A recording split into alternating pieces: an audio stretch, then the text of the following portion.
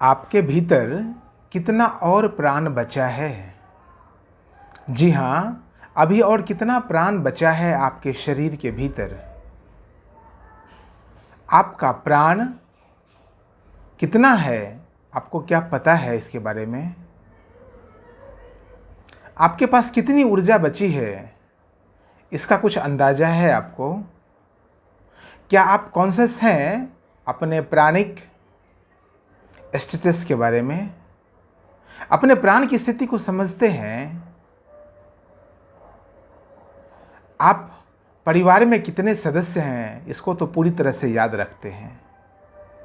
आपके बैंक के अकाउंट में कितना पैसा है आप 24 घंटे याद रखते हैं। आपके मोबाइल में कितना कुछ है उसको ज़रूर याद रखते हैं। आपके पास कितने जूते हैं उसको पूरा याद रखते हैं। कितने गाड़ियां हैं उसको पूरा याद रखते हैं। लेकिन कितना प्राण बचा है आपके भीतर, क्या वह भी उसी तरह से याद है जिस तरह से बाकी चीज़ों को आप याद रखते हैं? क्योंकि प्राण बाकी सब चीज़ों से ज़्यादा महत्व रखता है, हाँ या ना? आपका प्राण आपके लिए जो बाहरी भौतिक वस्तुएं हैं उनसे ज़्यादा महत्व रखता है, हाँ या ना? लेकिन यदि आप समीक्षा करेंगे, यदि आप गौर करेंगे, यदि आप कॉन्शियसली देखेंगे तो आपको पता चलेगा आपको प्राण के बारे में ज़्यादा जानकारी नहीं है, बाकी चीज़ों के बारे में आपको बहुत ज़्यादा जानकारी है। आप बहुत ज़्यादा सचेतन हैं बाहरी वस्तुओं के बारे में, रिश्तों के बारे में, राजनीति के बारे में और तमाम नीतियों के बारे में। लेकिन अपने प्राण के बारे में आप उतने संवेदनशील नहीं हैं, उतने जागरूक नहीं, उतने कॉन्शियस नहीं हैं आप, हाँ या ना? जबकि प्राण अभी निकल जाए तो कहना मुश्किल कि बाकी वस्तुओं का क्या होगा, बाकी रिश्तों का क्या होगा, आपके गाड़ी और आपके घोड़ों का क्या होगा, आपके संबंधों का क्या होगा। उस प्राण पर आपका नियंत्रण भी नहीं है। जिस प्राण से आप चल रहे हैं उस पर आपका जरा भी नियंत्रण नहीं है। वो आपने बुलाया भी नहीं है, आपको पूछकर जाएगा भी नहीं। जो इतना महत्व रखता है, जो इतना कीमती है, उसके बारे में आप कॉन्शियस नहीं है। अजीब बात है ना, अजीब स्थिति है ना।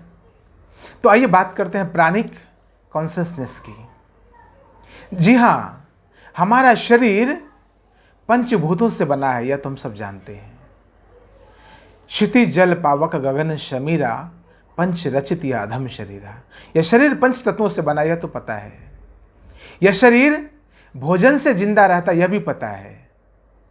जल से जिंदा रहता है, यह भी पता है। ऑक्सीजन वायु से जिंदा रहता है, यह भी पता है। सोते हैं तो शरीर को ऊर्जा मिलती है। यह चार प्रकार से, आहार से, जल से, सुषुप्ति सोने से, निद्रा से और वायु सांस लेने से हमारा शरीर जिंदा रहता है। लेकिन क्या बस यही है प्राण? क्या यह प्राण है? जी नहीं, यह प्राण नहीं है। भोजन प्राण नहीं है। भोजन से प्राण को समृद्धि मिलती है। भोजन प्राण को जीवित रहने में, प्राण को बने रहने में सहायक है, यह सत्य है। जल प्राण को मजबूती देता है, यह सत्य है। सोना, स्लीपिंग प्राण को समृद्ध करता है, मजबूत करता है, यह सत्य है। और वायु, जो ऑक्सीजन आप सांस लेते हैं, जो हमारे शरीर के लिए बहुत लाभकारी है, वह भी प्राण को लाने ले जाने का माध्यम है। लेकिन ऑक्सीजन भी प्राण नहीं है। ऑक्सीजन के भीतर प्राण है। ऑक्सीजन के भीतर प्राण है, लेकिन प्राण के भीतर ऑक्सीजन नहीं है। समझना है संतर को।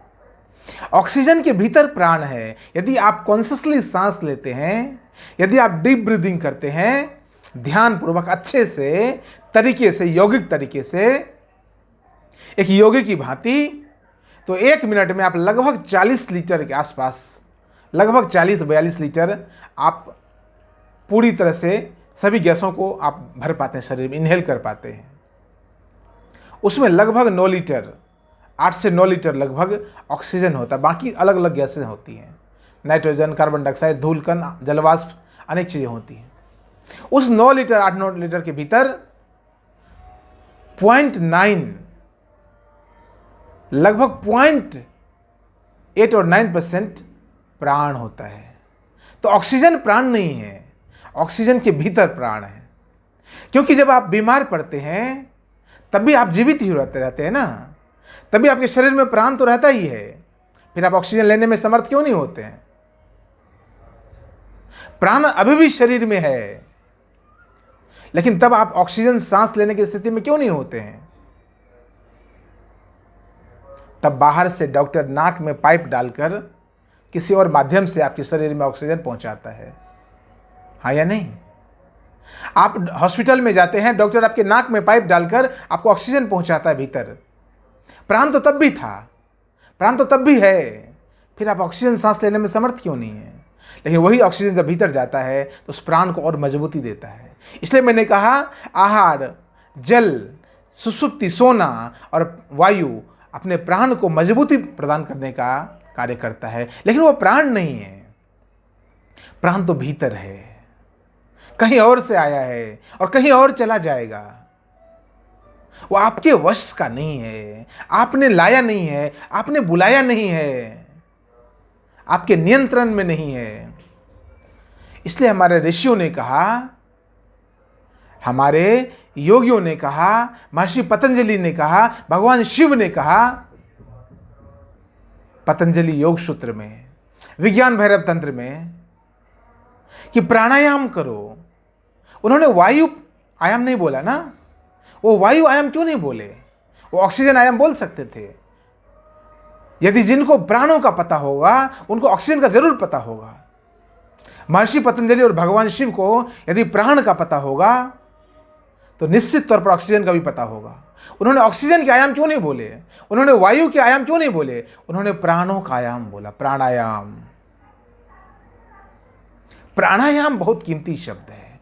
प्राण के अलग अलग आयाम हैं, इसलिए हमारे योगियों ने प्राण को 5 भागों में विभाजित किया है, बांटा है। प्राण, अपान, व्यान, समान, उदान, 5 प्रकार के प्राण होते हैं। 5 प्रकार के प्राण शरीर में अलग अलग स्थिति में रहते हैं, अलग अलग केंद्र में होते हैं। तो शरीर के जिस हिस्से से संबंधित रोग होता है वहाँ के प्राण को यदि बैलेंस कर दिया जाए, नियंत्रित कर दिया जाए, तो शरीर का वो अंग ठीक हो सकता है, स्वस्थ हो सकता है।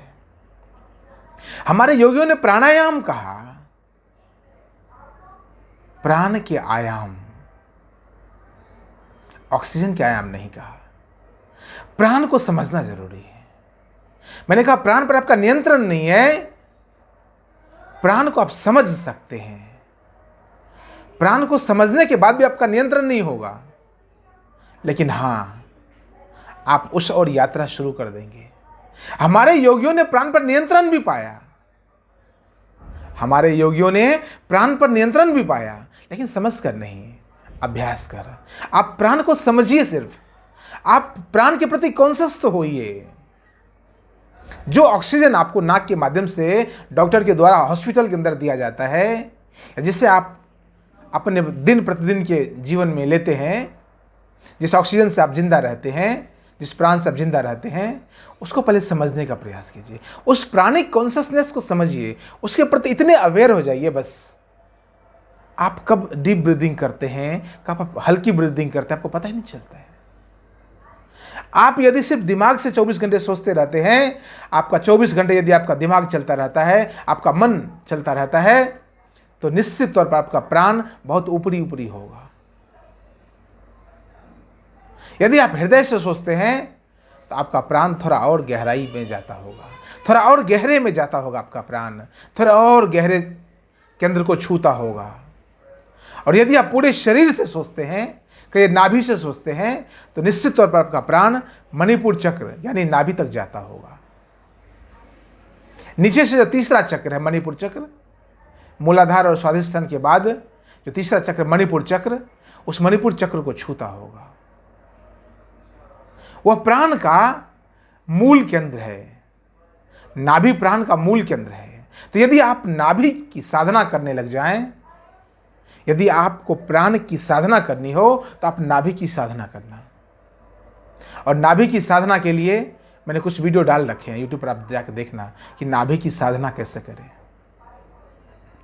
नाभि से समझना पड़ेगा आपको। जब आप डीप ब्रीदिंग करते हैं तो आपकी सांस नासिका के द्वार से होते हुए, फेफड़े से होते हुए नीचे नीचे नीचे और आपकी नाभि तक पहुंच जाती है। इसलिए तो डॉक्टर आपको कहते हैं हॉस्पिटल के अंदर कि आप डीप ब्रीदिंग करिए, आप गहरी सांस लीजिए।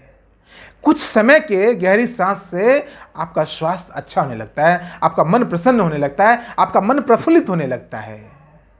आपके भीतर जितनी ज्यादा मात्रा में प्राण होगी, जितना प्राण होगा आपके भीतर, उतना ज्यादा आपके भीतर तेज होगा, औज होगा। जिन लोगों ने प्राण को जाना, जिन्होंने काव्यात्मक रूप में प्राण को जाना, काव्य के रूप में उन्होंने शब्द दिया कि प्राण क्या है, प्रेम है।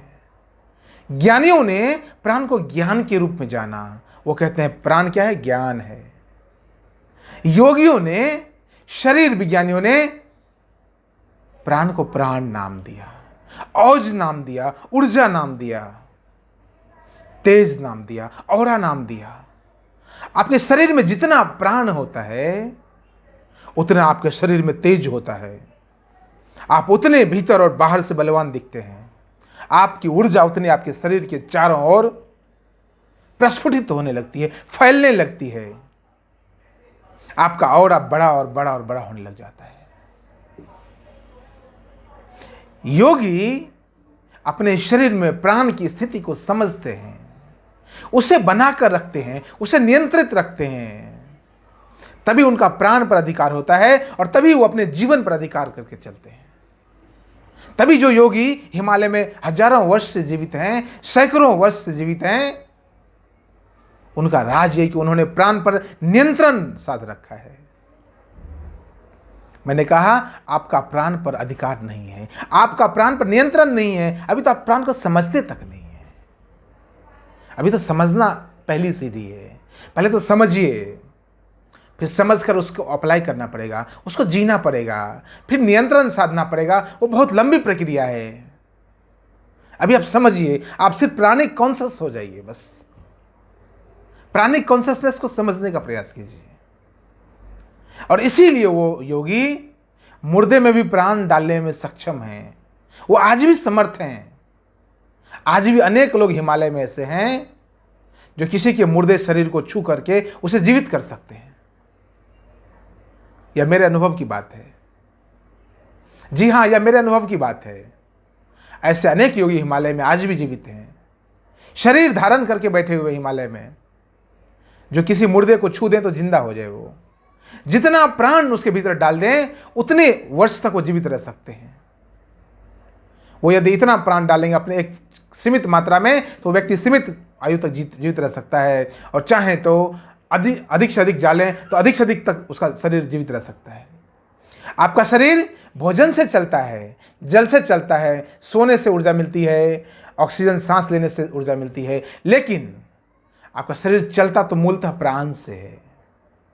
आपका शरीर मूलतः प्राण से चलता है। वो जितना प्राण होता है उतना आपके भीतर उमंग होता है, उतनी आपकी ज़्यादा प्रज्ञा होती है, उतना उत्साह होता है, उतना जीने का आनंद आता है। आपको नहाने का भी आपको आनंद मिलता है, भोजन करने में आनंद मिलता है, परिवार में, रिश्तों में, गृहस्थ में, वासनात्मक कार्यों में आपको आनंद आता है। जो भी वासना वाले कार्य आप करते हैं उसमें भी आपको आनंद आता है, खूब सुख मिलता है, खूब मजा आता है, क्योंकि आपके भीतर प्राण ज़्यादा होता है। वही प्राण जब कम होने लगता है तो जीवन के हर एक क्षेत्र में आपका आनंद गिरने लगता है, घटने लगता है, आपकी खुशी खत्म होने लगती है। आपको परिवार में, काम में, रोजगार में, व्यापार में, किसी भी चीज़ में आपका मन नहीं लगता, क्योंकि प्राण कम हो रहा है। और यह मत समझना जब आप मर जाते हो तो आपको लगता है कि बीमारी की वजह से मर गया। नहीं, प्राण खत्म होने वाला है, प्राण को खत्म होने का समय आ गया है, प्राण के सीमा समाप्त हो रही है, तभी आपके शरीर में कोई रोग लग जाता है और आप मर जाते हो, आपके शरीर से प्राण चला जाता है। लोग उल्टा समझते हैं, इस बात को लोग उल्टी तरह से समझते हैं कि शरीर में रोग लग गया इसलिए प्राण निकल गया। अरे नहीं, प्राण के खत्म होने का समय आ गया। आपने जो प्राण पर तो नियंत्रण किया नहीं, प्राण को जाना नहीं, प्राण को अपने जीवन को जिया नहीं, इसलिए प्राण अब समाप्ति की ओर है, प्राण के समय सीमा खत्म हो रही है, इसलिए आपके शरीर में रोग लग जाता है, इसलिए आप सीढ़ी से फिसल कर गिर पड़ते हो और मर जाते हो। मैं ऐसे हजारों लोगों को जानता हूँ, मैं ऐसे हजारों लोगों को जानता हूँ जो सीढ़ी से बड़े बड़े पेड़ की ऊंचाई से गिर गए हैं, लेकिन मरे नहीं, कुछ नहीं हुआ उसके शरीर में, क्योंकि उसके शरीर में प्राण की संख्या, प्राण बहुत मात्रा में, भरपूर मात्रा में है। और मैं ऐसे भी दर्जनों लोगों को जानता हूँ, मैं ऐसे सैकड़ों लोगों को जानता हूँ जो मात्र दो सीढ़ी नीचे ऊपर से गिर कर मर गए। वजह यह है, बीच में अंतर यह है कि जो बहुत बड़ी ऊंचाई से गिर के कुछ नहीं हुआ, उसके शरीर में प्राण बहुत ज़्यादा था, और जो 2 सीढ़ी से फिसल कर गिर गए और मर गए, उनके शरीर में प्राण कम हो गया था। प्राण को अब जाना है, प्राण खत्म हो रहा है। प्राण जितना शरीर में भरा था, इस प्रकृति ने, इस परमात्मा ने, इस नेचर ने, वह बस खत्म हो रहा। जो तेल है, लैंप का तेल खत्म होने वाला है, अब दिया का तेल खत्म हो रहा है, तो कोई ना कोई बहाना मिलेगा। हवा तेज चली तो दिया बुझ गया, नहीं, दिया बंद नहीं हुआ, हवा की वजह से तेल खत्म हो गया, उसमें वो ताकत नहीं रही। तो आपका शरीर जब मर जाता है तो समझना कि प्राण खत्म हो गया। इसलिए लोग कहते प्राण, इसके प्राण उड़ गए। उड़ कहाँ गए? प्राण समाप्त हो गए, प्राण में अब बचा नहीं कुछ। अब शरीर में वो क्षमता नहीं है कि प्राण को वो झेल पाए। प्राण तो बहुत कीमती है। आपके घर में यदि हीरा रखा होगा और घर में दरवाजे बहुत कमजोर हो गए तो कोई भी ले जाएगा। आपके घर में यदि सोना पड़ा होगा, बहुत पैसे पड़े होंगे और मामूली सा घर होगा तो कोई एक लात मार के दीवार तोड़ के ले जाएगा। तो जितना महत्व का चीज आपके पास होता है, उतनी ही सुरक्षा में आप रखते हैं ना। प्राण आपके भीतर है। जब तक प्राण है तब तक संभावना भी है उस प्राण को समझने की। इसलिए यह वीडियो मैं आपको बनाकर बतलाने का प्रयास करता हूं कि प्राणिक कॉन्शसनेस को समझिए। प्राण रहते हुए आप समझ सकते हैं, एक बार प्राण निकल गया फिर आप किसी काम के नहीं। सब कुछ तो रहता ही है ना शरीर में। जब आपका प्राण निकल जाता है तब सब कुछ रहता है। इस चारों ओर, इस पूरे वायुमंडल में ऑक्सीजन तब भी रहता है जब आपका प्राण निकल जाता है। लेकिन प्राण निकल जाता है, ऑक्सीजन के रहते भी प्राण निकल जाता है। तो समझना बात को, प्राण को साधो, प्राण को समझो, प्राण को जियो। जब तक प्राण को नहीं जिएंगे, 5 प्रकार के प्राण की समझ कैसे होगी? उसको कब जी पाएंगे? उसको जीना जरूरी क्यों है? आप पूछ सकते हैं कि 5 प्राण को जानना हमें क्यों आवश्यकता है? हमारे पास पैसा है, खा रहे हैं, मौज कर रहे हैं, बस हो गया, बात खत्म है। आपके जीवन की आत्यांतिक संभावना पता है क्या आपको? अभी तक आपने जो कमाया है वो कुछ भी नहीं है, उससे भी बहुत बड़ी बड़ी चीज है कमाने के लिए आपके पास। अभी भी संभावना है। कुछ नहीं कमाया, खाली पैसा कमाया, तो खाली पैसा कमा लिया तो कुछ नहीं कमाया है। समाज में कहावत है, वो मैं बोलूंगा, वो गंदी कहावत, गंदी भाषा है कि एक आदमी के पास सिर्फ पैसा होता है, कोई इज्जत नहीं होता है। इज्जत भी कमाओ, दौलत भी कमाओ, इज्जत भी कमाओ, शोहरत भी कमाओ, समाज के लिए भी कुछ छोड़ कर जाओ, खुद को भी जी कर जाओ। सब्जेक्टिव कॉन्शसनेस भी जरूरी है और ऑब्जेक्टिव कॉन्शसनेस भी जरूरी है। सब्जेक्टिव कॉन्शसनेस यानी स्वयं को जानना। मनुष्य होने का धर्म यह है कि स्वयं को यदि बिना जाने चले गए तो आप पशु की तरह चले गए। आए तो थे मनुष्य की तरह, चले गए पशु की तरह। आपका अपग्रेडेशन नहीं हुआ, डिग्रेडेशन हो गया। आपका प्रमोशन नहीं हुआ, आपका डिमोशन होकर चला गया। मनुष्य होकर आए थे और पशु की भांति चले गए। शर्म आनी चाहिए, लज्जा आनी चाहिए। तो मनुष्य बनकर यदि आप आए हैं, अपने प्राणिक कॉन्शियसनेस को समझिए, जिए जरा अपने प्राण को, जाने अपने प्राण को, और जीवन को जानकर आप कह पाए कि मैं संबुद्ध हो गया, मैं एनलाइटेंड हो गया। यही जीवन की वास्तविक यात्रा है। हरि ओम तत्सत।